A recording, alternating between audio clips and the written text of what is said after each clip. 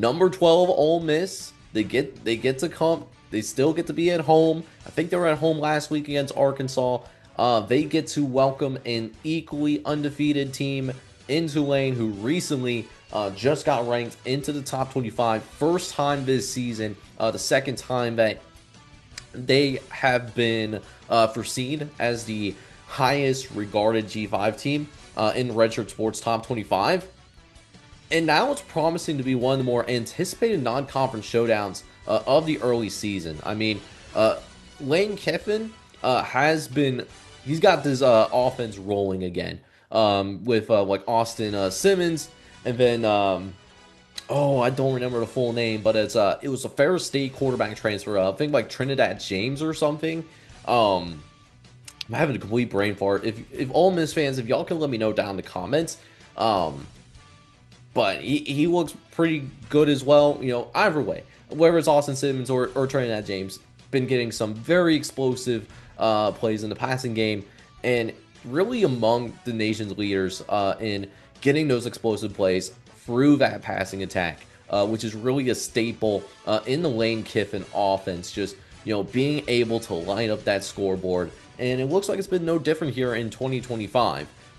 Now, that being said, on the other side, that doesn't mean that Tulane doesn't have a chance, right? I mean, they're arriving into Oxford, Mississippi. They are surging with confidence after already beating a couple of power conference opponents in Northwestern and Duke. They're led by Jake Redsoff, who really has, I guess, really grasped the playbook in his short time in the Bayou.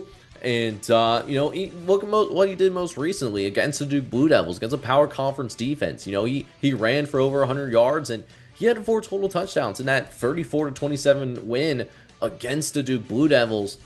And I think that's really valuable. Jake Redsoff, who has power conference experience, by the way, and playing against power conference teams, that is, that's one of the reasons why, I think Tulane genuinely does have a puncher's chance. Not to mention like one of the strengths that they have, a couple of their strengths, is that their defense can be optimistic. Thinking back to the Northwestern game where forcing Preston Stone to have the worst game of his career, and being efficient in the red zone. This is one of the more efficient teams in college football from an offensive side of things in terms of finishing drives in the red zone, which I think really bodes well for the Green Wave.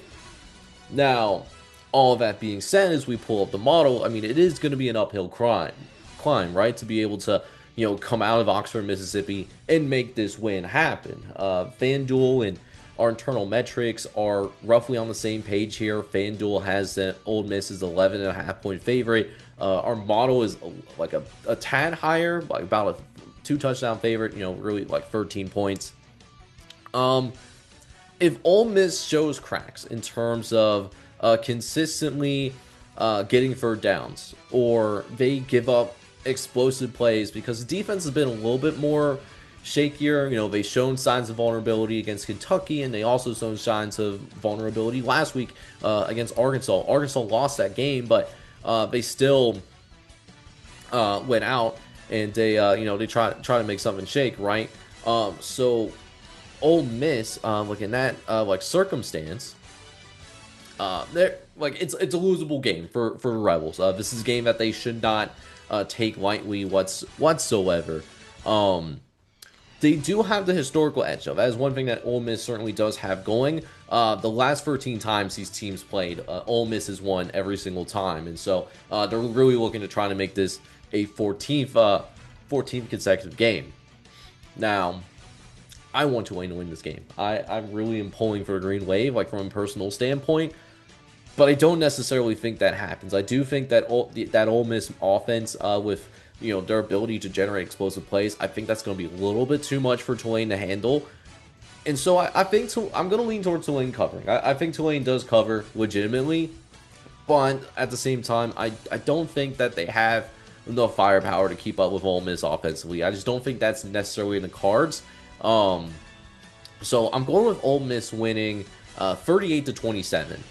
But I think Tulane is going to put up a really good fight, and they're going to continue to cement themselves as one of the best G5 teams in the country, and continue to build some momentum and confidence, because they're going to need it. That American Conference is actually going to be really tough. Really, I guess a really good metaphor that I thought about is like the American Conference this year is essentially like, the SEC of G5 football. I mean, like that's how good the American is.